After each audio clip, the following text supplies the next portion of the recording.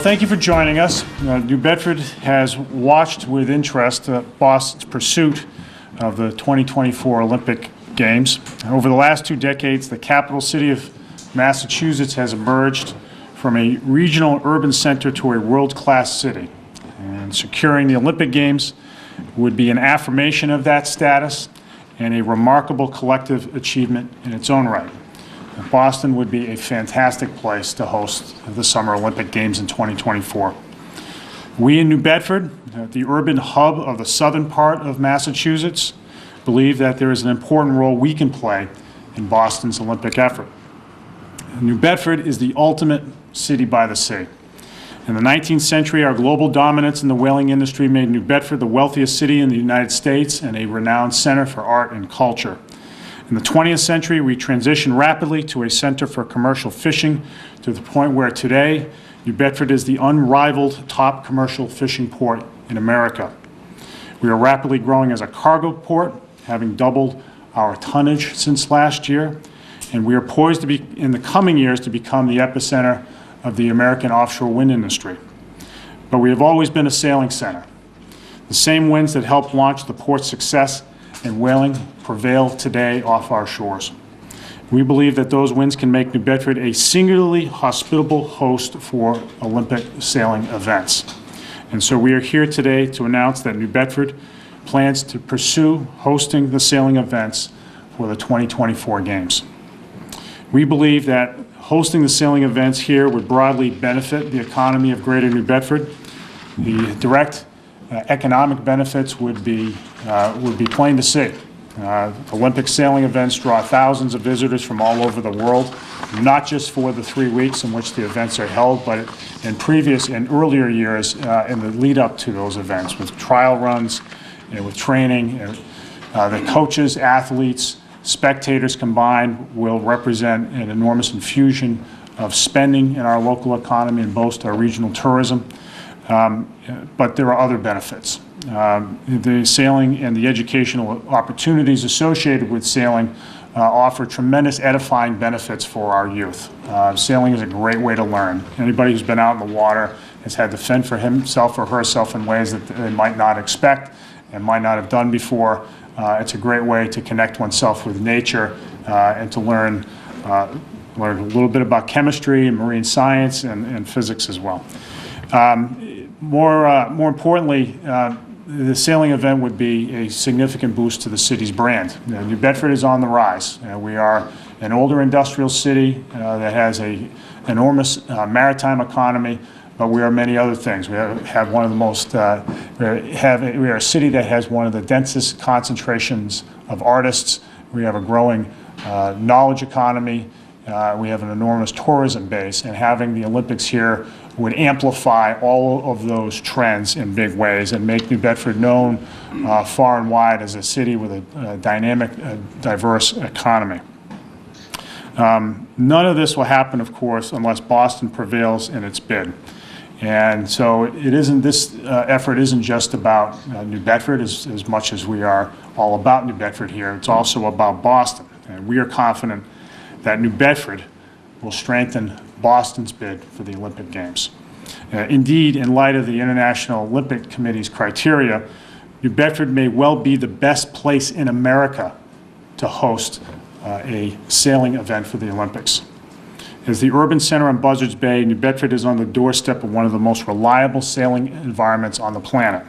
During the summer months of July and August, a southwest sea breeze driven by a land-based thermal is the norm and generally brings average wind speeds of 14 to 18 knots.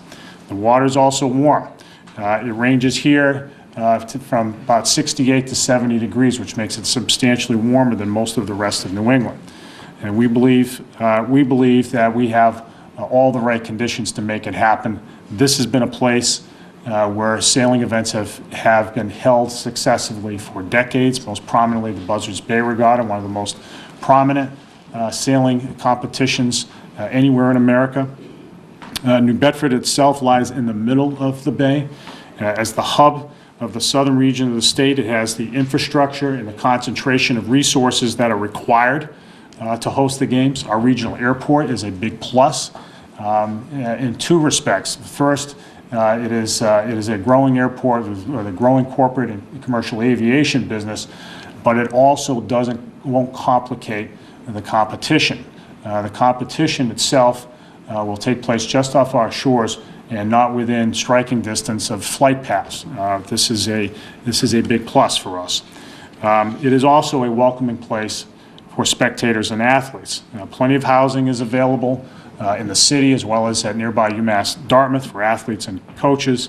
There's also a very vibrant existing sailing community. There's some 45 sailing clubs and organizations that call their home in Greater New Bedford.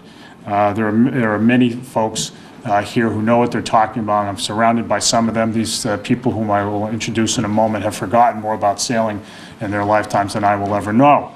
With respect to spectators, we have a perfect viewing spot for the games. And let me turn now to our some of our visuals. So for those of you who are not familiar with the south end of New Bedford, this picture right here shows is Fort Tabor Park, which was originally built as a coastal artillery fort during the time of the Civil War.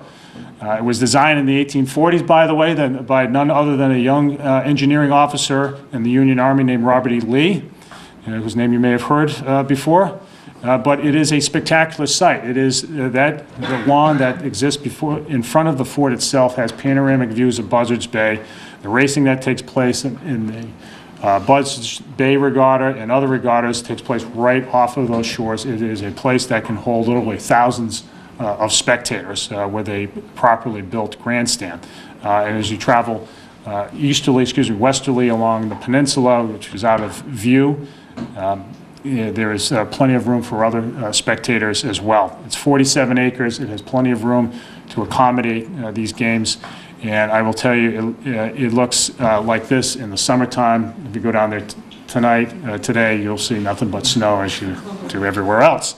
But it's a great place. We also have in the inner harbor, protected by the hurricane barrier, Pope's Island, which is used for recreational boating, and is another place where that can support these games. All in all, New Bedford is not only has the heritage and the physical environment and the right conditions, but it's also a community that is asserting itself in a big way. And that's what this press conference is about. New Bedford has had discussions with Boston 2024 about this. There's a logic to these games being held, this event being held here. We're proud to say that we're going to make our case to Boston 2024 and the U.S. Olympic Committee, as well as the IOC, and whoever else will hear us, because we think we've got the goods. This is something that we will look forward to, and we'll get to work on it right away, building on the homework that we've been doing on this for the last several months. To shepherd and guide our efforts, I've assembled a group of people who, as I said, are expert sailors who will be able to get into the nitty-gritty detail. And we are lucky here in Greater New Bedford to have a place that is rich with accomplished sailors. And there's a committee, and many of those committee members are here today. And I will note them, and I'll have a few of them come up and say a few words. So in no particular order, to my far right is Joe Nauman, who is the Senior Vice President and General Counsel of the Acushnet Company, the makers right here in New Bedford of the finest golf balls in the world. Joe is also the Commodore of the New Bedford Yacht Club. To Joe's left is Peter Cavanaugh, who, in addition to being an accomplished sailor himself, is the CEO and president of Brownell Boat Stands, a manufacturer of boat stands. This is the best boat stands in the world, right in nearby Mattapoisett. Peter is also the co-chair of the South Coast Business Development Partnership. To my immediate right is the incoming Commodore of the Beverly Yacht Club, Marion Dan Cooney, who is, again, a lifelong sailor and a very accomplished sailor and knows what he's doing out on the water. And I'll have Dan say a few words when I step away. To my left is Jack Gerhardt, who is the Executive Director of U.S. Sailing, which is based in Newport, and which is the governing body for U.S. sailing competitions and the representative on the International Sailing Federation, which is the international governing body which directly advises the Olympic Games on sailing-related matters. And I'll have Jack come up and speak in a moment. To Jack's left is Andy Herlihy, who is the Executive Director of the Community Boating Center in New Bedford, himself let me make sure I get this right, an Olympic trialist. Yes. He has competed at the highest level of the sport. He's also a local guy who now heads the Community Boating Center here in New Bedford, whose mission is to bring urban kids, our city kids, to the water and get them to experience all that sailing has to offer. And then to his left is Ed Lobo, who is the president of the Low Tide Yacht Club right here in New Bedford, right here down Fort Tabor. Again, these are folks who know what they're talking about, and I don't. When it comes to sailing, all I know is that this is a great place to do it. And so with that, I will ask Jack to come up and say a few words from the perspective of the international, from U.S. sailing and the perspective of what it takes from an international perspective to host a sailing event like this. Jack. Mr. Mayor, thank you. Good morning, everybody. As the mayor shared with you, U.S. sailing is responsible sort of for the infrastructure of sailing in the United States. And one of our roles is to train and field the Olympic sailing team. It's a major part of what we do. And so that entails the selection, the training, the venue. We travel around the world in preparation for Olympic Games. So, for example, in Rio, we set up camp there about 2 years ago and are training down there. So what we bring to the table, and we work with the U.S. Olympic Committee, is the perspective of what's required from a sailing venue to be successful. It's actually not a 14-day event. It's more like a 3-year event. There's a lot of needs from an infrastructure perspective, access to the water. Teams come in and train for multiple years in advance of the games. There's test events that happen. So there's a lot of elements related to a sailing venue that are much more involved and complex than some of the other sports. We work with the Olympic Committee on helping define what those are and identify those characteristics. We've been in touch with Boston 2024 to provide a little bit of guidance on what they should be thinking about as they look for venue selection. And we've been doing the same with New Bedford, helping them identify some of the key elements that are going to be necessary. Spectators, obviously sailing conditions and the conditions for the athletes, the availability of housing and facilities for training. We're here to provide advisory support as this bid comes together. Obviously, U.S. Sailing is really excited about Boston 2024, and we want to make sure that there is the best sailing venue possible, that we can showcase, the waters of southern Massachusetts and the Boston area to the world. And having sailed in Massachusetts in these waters, I know it's a great area. And having been to several Olympic venues, I think that the opportunities here to meet the needs of the sailors are really very strong. So I hope does that answer the questions you have? Answers every single one that we all had, Jack. Thank you. Thank you. No, thank you for all of your work on this. It's been enormously helpful to get your guidance on all these matters, Jack. And we'll be continuing to pick your brain for the foreseeable future. Let me acknowledge a few folks who are here who are important players in this. Mark Rasmussen, the Executive Director of the Coalition for Buzzards Bay, the steward of the Bay itself. Mark, who knows the Bay as well as anybody, right down to its nitrogen content. We're very pleased that you could join us here today, Mark. Hugh Dunn from Congressman Bill Keating's office as well. We appreciate the Congressman's support. Jerry Kavanaugh from the University of Massachusetts, Dartmouth, as well. We, as I said, we have several great sailing clubs and organizations in the area, and I wanted to call up the leaders of two of them. I'll start with Dan Cooney, who's the incoming Commodore at the Beverly Yacht Club in Marion, which is world-renowned for as a sailing institution And Dan, if you just offer your perspective as a leader of that institution. Great. Good morning, and thank you, Mr. Mayor, for that promotion. Not almost the incoming, but still the Vice Commodore of the Beverly Yacht Club, but I always appreciate the promotion. Buzzards Bay is among the... Pulling for you. Okay, good. Thank you. Buzzards Bay is among the best sailing waters in the United States and probably the world. NASCAR has Daytona, and sailing has Buzzards Bay. It's that good of a racetrack, and here's why. Strength and consistency of our sea breeze. As the mayor says, as the sun heats up, there's a thermal effect that's created, and there's early afternoon. Our local conditions are often 12 to 20 knots from the southwest. The shifts are about 5 to 15 degrees and steady, and that's enough to be interesting to the sailors, but not enough for a race to be judged not a fair test of skill. The breeze blows all day and diminishes just prior to sunset, and these are optimum conditions for sailors to compete and race committees to run races. The current in the bay is good for sailors, meaning it's not that much of an important factor within a 1.5 to 2 mile radius, diameter sailing circle in which the boats will compete. The water is quite warm in August. You might be surprised to know that not all sailors like to get wet, and I don't know any sailor who likes to sail in cold water. The bay is not so shallow that the race officials have to worry about running aground, nor is it too deep to make it difficult to race officials to pull marks. Marks are continually being reset all the time, and I can tell you from experience, and probably folks up here will tell you that pulling marks up in 25 feet of water is a lot better than pulling it up in 125 or 150 feet, where you might see in some of the other possible venues. The location of the sailing circles where the sailors will compete should be relatively close to where they launch, and while these details have not been worked out, I think it's pretty clear that some of the circles in Weymouth, for instance, that we experienced in 2012 for the London Games, 2012 Games, they were probably going to be further out and a longer commute for the sailors than they would be here in New Bedford. The mayor mentioned that the Buzzards Bay is simply one of the most beautiful places to sail. That matters for TV. There's a reason why the America's Cup just moved its venue to Bermuda.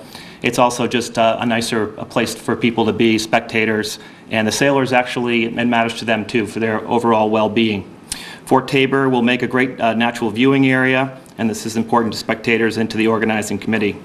Sailors have come all over the world to cruise and race in Buzzards Bay. They do it every year for the Buzzards Bay Regatta, an event that has 5 racing circles. The Olympics would have 4 to 5 racing circles.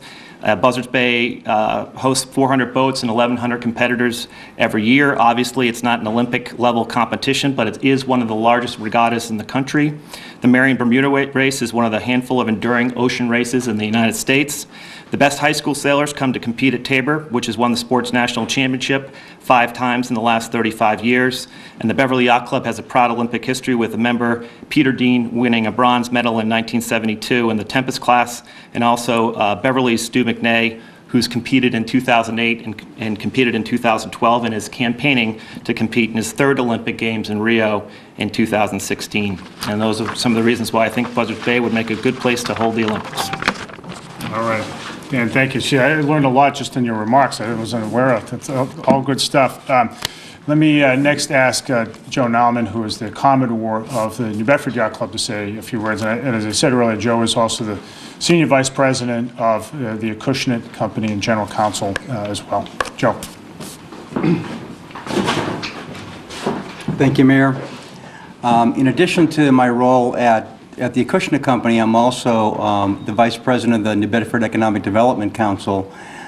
So those 2 roles, combined with my role as a Commodore at New Bedford Yacht Club, give me kind of a unique perspective on this, both from the economic development side and from the sailing side. From the economic development point of view, this is clearly would be a boon for New Bedford to have that kind of attention brought to New Bedford as a sailing venue, a sailing location, a cruising location, can do nothing but enhance the already building reputation that New Bedford has started to establish in the past few years. So, you know, Acushnet Company as an employer locally certainly supports everything that would add to the economic development of New Bedford, and obviously the Economic Development Council is on board. In my role as Commodore at New Bedford Yacht Club, I would echo what what Dan has said in terms of Buzzards Bay as a venue. I might add to that because of the history of sailing on Buzzards Bay and out of the clubs like New Bedford Yacht Club, Beverly Yacht Club, Low Tide, and Mattapoisett Yacht Club, those are the four most prominent in this area. The quality of sailing out of those clubs and the campaigns that have been run out of those clubs is nothing short of historic. We've got world-class sailors out of each club, both past and present. People that have won national titles, that have won world titles, and that have participated in the Olympics. We have world-class race officers and people that can run these circles and help run the races. And we have an incredible volunteer base that's been ready, willing, and able to run regattas like Buzzards Bay regattas and the many other regattas that are run on Buzzards Bay every year. So I do think that we're extremely well positioned from the resources that we bring to the table from those four clubs in particular, across all of those things that are going to be necessary to make a successful bid and actually operate these games successfully on the water in Buzzards Bay in 2024. Thank you. All right, thank you, Joe. And last, I'd like to call up Andy Herlihy. Again, Andy is the Executive Director of the Community Boating Center right here in New Bedford, whose mission is to bring kids to the water and experience everything that sailing has to offer. And as I said, Andy made it to the Olympic trials in, what year was it, Andy? 2000. In 2000, not the distant past. So Andy knows the community, and Andy knows what he's doing out on the water, and we'd love to get your thoughts, Andy. Great. Thank you, Mr. Mayor. Morning. So first of all, as someone that has formally gone through the Olympic trials, we basically spent 4 years traveling all around the world, going to all the different various venues to practice, to train, to compete in all the different international level events. And for all the reasons that Jack, the mayor, Dan, and Joe have really commented on, is New Bedford is really a magical, special spot to go sailing. The breeze is consistent, the water's warm, the proximity to the race course it's close, so it makes it nice to get in and out. You're not spending a lot of time commuting back and forth to the race course. It really is a top-notch spot, and for that, I think we're really gonna lend Boston a good positive push to hopefully get that bid in 2024. On the Community Boating Center side, one area that can really, really help is the public access to the water. I mean, this is just a phenomenal resource we have. We live in an area with a really rich history around the water, but from the sailing side, we are limited a little bit in how the public can really get to the water. So I think an initiative like this will really help New Bedford and the region get more people on the water, get more people to experience what Buzzards Bay has to offer for our community. Which is really, really important as we go forward. And also at Community Boating Center, we've been really focusing hard on the educational side, educational attainment and the STEM education, working with area schools and area community centers. And that is an upcoming way to really engage kids in the educational process and get them really focused on fun ways that they can learn and use the skills that they're actually learning in school. From the marine biology side to the engineering side, math, technology. And an effort like this can really provide a framework to get more and more kids and people out on the water, which will be fantastic. All right, well done. Thank you, Andy. Yeah, let me just say before I open up to questions, I mean, we have, since I became mayor, taken a very proactive approach to everything that we do. Gone are the days when New Bedford has stood around passively hoping for the best for somebody else to come and do something for it. We've taken hold of our own destiny. We have great assets here. We're building on our assets. We're doing it in a very determined, aggressive way, and this is another step in that direction. So we're proud to say that, and are confident saying that you will be hard-pressed to find a better place in America to host an Olympic sailing event than New Bedford. I will take questions. Looking at some of the proposed blueprints for Boston 2024, it looks like they have two hubs, two clusters that they want to stay within the Boston area, trying to market this as the most walkable Olympics in history. How does New Bedford play a factor in that if it's not within those two clusters and it's not technically walkable from the other venues? Well, so I don't think you'll find any modern Olympics that was completely walkable. You know, in other words, that it was all self-contained, so self-contained that each venue was walkable from one to another. You know, the reality is that that they're distant from one another. The venues are distant from one another. Let me give you an example, a very relevant example. So the sailing events, you might say, well, New Bedford is 60 miles from Boston. We are our own metropolitan area. We're not part of Greater Boston. Too far away, 60 miles, right? So if you look at Weymouth, England, was over 100 miles from London, and they hosted the sailing event. I'm going to get the pronunciation of the Chinese city. What? Qingdao. Qingdao, the site of the sailing event for the Beijing Games, was a 3-hour flight from Beijing. So what we're proposing now is not something that's been outside the practice of the IOC in recent Olympics. Why would it be better to stay in Buzzards Bay compared to just staying in Boston, staying in the harbor up there? Why would it be better for, I guess, sailors to come here and sail here? Because this is where the best sailing is. This is the place to be. I mean, for all the reasons that that these guys have described with authority and in some detail. The sailing's fantastic here, and that is the primary reason to come here. That and the existence of infrastructure to support the games. This is a city, not some small hamlet that needs to be built up. It's already built up, and it's a great viewing area, among other primary reasons. Do you have an estimated cost how much this would cost the city? You talked about infrastructure. We're talking about things like building stands, all these different things that come into factor, including test events. How much money will all this cost for New Bedford? So there isn't a budget. It's not, so the city itself is not going to be putting any of it in its capital budget. And I don't think it's necessary. What we plan to do for this event is to do what we've done for all the large events that we've held over the last several years. So, you know, tens of thousands of people who came to see the Charles W. Morgan arrive last summer. We host the largest ethnic festival, or arguably the largest ethnic festival in America, the Feast of the Blessed Sacrament, every summer. We get 70 to 100,000 people over the course of a weekend to that event. The New Bedford Half Marathon, which is coming up next month, assuming we can get everything plowed away and the potholes filled, another huge event. We do it all through in-kind services and by helping sponsors raise private dollars. And we do that essentially by making very clear the city's commitment to making it happen. So Mayor, you're saying for any taxpayer who is watching this today that there will be no taxpayer money going towards this if the bid goes through and if... What I'm saying, so just to be clear, yeah. So there would be no municipal tax dollars going to this. I mean, obviously, you know, we don't need to build a stadium. The stadium exists. It's the water of Buzzards Bay. So, and to the extent that things need to be built, with the exception of the sailing pavilion itself, it's largely temporary items. You know, a grandstand, temporary areas where trailers can be set up. The sailing pavilion will be permanent. We want it to be done to a high level of execution and design, and to be a permanent fixture here.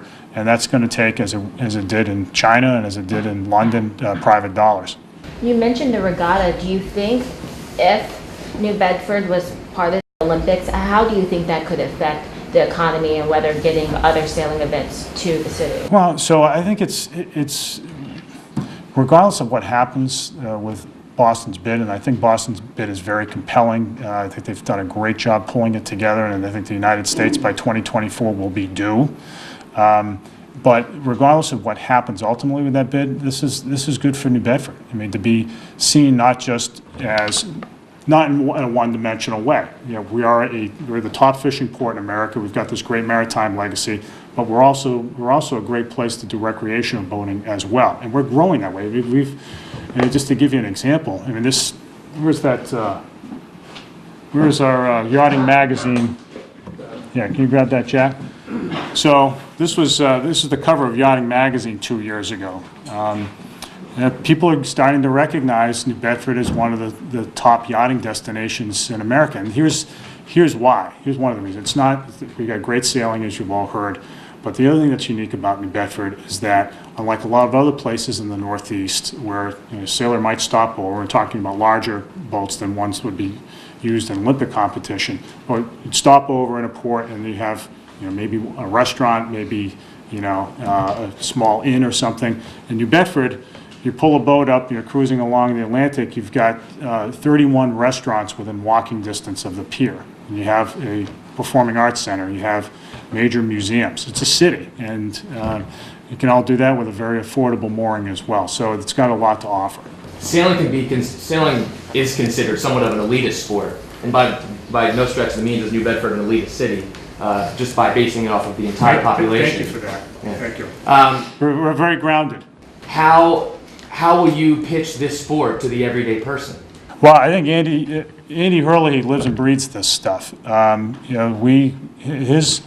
His organization, the Community Boating Center, brings inner city kids who are living in public housing and who are otherwise disadvantaged out onto the water. And this is a great opportunity to get people excited about sailing. I'm not a sailor myself, but the idea of having the Olympics here excites me and makes me want to get out. I'm sure the same can be said for a lot of the kids that you work with, Andy, and a lot of the kids that we know in the city who would benefit from just getting out there and learning too. I mean, it creates, as Andy was getting at, there are opportunities to learn not just in a hands-on way, but use those hands-on learning opportunities for more abstract learning, whether it's in the area of STEM or other scientific disciplines. Mr. Hurley, you have lived the Olympic dream, so to speak. You've taken part in trials. You've gone through this whole process. You've seen it in other parts of the world. What do you think the chances are for New Bedford to host this event?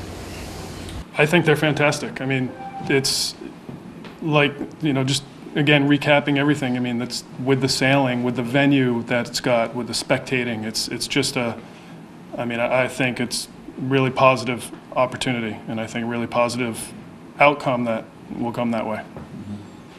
Care to offer a percentage? Not yet. When will He's not a gambling man. When will you know if you have been tapped as the site when they do make the final pitch? Jack, you could probably speak to that in terms of the timetable. What's the timetable look like? You mean as far as As far as the selection of the sailing site for 2024, what's the rough timetable? So the process is over the next 9 to 12 months, Boston 2024, the bid committee will be putting their final bid together, submitting that early in 2016. It goes through sort of a little bit more of a vetting process. I think a final bid is put forward in mid to late 2016. The IOC then reviews these bids, and the announcement is made in the second half of 2017 is when the IOC will decide on the host city for the 2024 games. So Jack, you're coming from Newport, another local place with a great sailing history with the America's Cup and things of that nature. Was that not something else that had been looked at? I think that the Boston 2024 committee is looking within the state of Massachusetts. My role has been to identify what some of the key requirements are for sailing and sailing venues and to support the bid committee and what characteristics are really important, everything we've talked about today. And I think Boston 2024 is, like everybody in here, wants to keep this, the games sort of close together. It's a Boston bid within Massachusetts. So I'm not sure that the Boston bid committee has considered anything outside the state. All right, anybody else? Yep. In your comments earlier, Jack, you spoke about the opportunities here,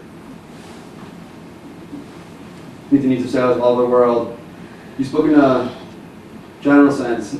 You said here, did you mean Massachusetts or New Bedford? What New Bedford and the south coast of Massachusetts has to offer. I think from the Olympic sailors' perspective, as Andy shared, the ability to train, to prepare for the events, the conditions, the spectators. I think this entire sort of environment here meets the criteria and has some really strong strengths to deliver a great Olympic sailing venue. I mean, the fact that we're not a 3-hour plane ride, or it was actually a 3-hour train ride in Weymouth. I mean, Weymouth was an incredible sailing venue. but this really brings it a lot closer. And the IOC came out with a study called a 2020 study, which they started to revamp their criteria for how they were selecting Olympic cities and host cities. And in addition to trying to avoid instances like Sochi and those kind of bids, they wanted to leverage the infrastructure that's in place, and if there was something built, that there was a legacy there that would continue to support the community, support the Olympic spirit, and support the sports that are all part of it. And I think what the mayor has put forward, qualifies pretty well to support those areas. All right, anybody else? Last question for me. If this does happen, it does happen in Buzzard Bay, would that technically be the largest regatta in terms of importance on the world stage since America's Cup in Newport?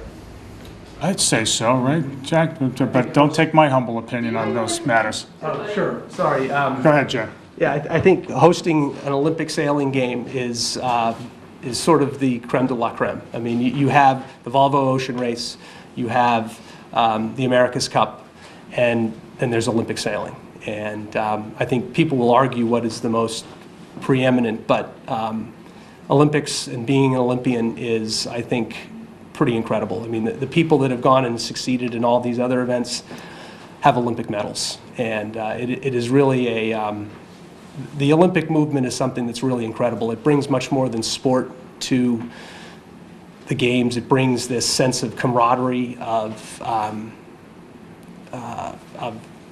excellence in overcoming hurdles. I mean, everybody here watches the games, and you see these incredible stories of what people do and what they go through to attain their goals, and the impact that it leaves behind, the examples and the inspiration that these athletes provide is second to none. And that's what's, I think, so inspirational about this whole opportunity for the games to come to the United States and to Boston and hopefully to this area. Is it doesn't just come and go. With something like in the sailing perspective, it's going to come, it's going to have a great impact and leave a long legacy. Has anyone kind of calculated what the financial boom could be if all of this comes through?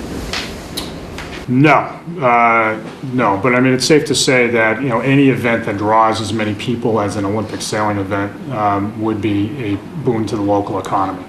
Right, so we have, in our experience in having some of the events that I named earlier, people come here and they spend money, and that's a good thing, especially for local businesses. Last question for me, talking about money. Sometimes just figuring out if a spot works costs money. How much are you willing to put into the steering committee? The steering committee right now, so none of these guys are getting paid for what they do. So I hate to break it to you guys, but look, the fundraising for what would happen here would be primarily privately raised. Again, New Bedford hosts large events, the largest being the Feast of the Blessed Sacrament every summer, and we have ample resources in kind to contribute to those types of events. There are in the pipeline a number of infrastructure projects in the city and in and around the port that should be funded on their own merits regardless of the Olympics, but they would also be things that could make the Olympics an even better event. And those are some road projects and port infrastructure projects, bridge projects, so forth. But in terms of the city's commitment to it, I don't foresee a need for the city to pony up with capital funds. And I think it's unrealistic. One of the things that the IOC is looking for, and Jack, you can echo this, is, again, to leave a legacy. And a legacy means not just, all the Olympics happen here and here's a plaque on the site where the Olympics happen. They want sustained economic development to flow from the activity of the games themselves. And so they look for areas where that kind of economic stimulus could work well. So we qualify. We're a city that is trying to boost its economy in every sector, and including in tourism. And having the Olympics here would be a really big shot in the arm. I think it's sort of beyond dispute. So we're one of these places that I think fits the IOC's criteria in that way as well, and that's an important consideration. But with that priority by the IOC prioritizing economic development potential has to come the recognition that, you know, a place that needs economic development stimulus might not have the capacity to fund major capital projects. You can't have your cake and eat it too in that sense, if you follow what I mean. Where would you like to see that permanent pavilion? Well, so it remains to be seen. There seem to be 2, perhaps 3 sites that could work. So Fort Tabor is certainly one of them, right? There's also Pope's Island and the Inner Harbor, which is already a pretty large and growing recreational boating marina that's controlled by the city. The NSTAR site is another possibility that would require a large cleanup. Those are probably the 3 sites. There may be others, but you know, once we start to get our hands into the planning process and land use possibilities, then we'll have a better feel for that. We have time, as Jack laid out. The timetable allows us to take a real deep dive into this stuff. All right. Thank you, everybody.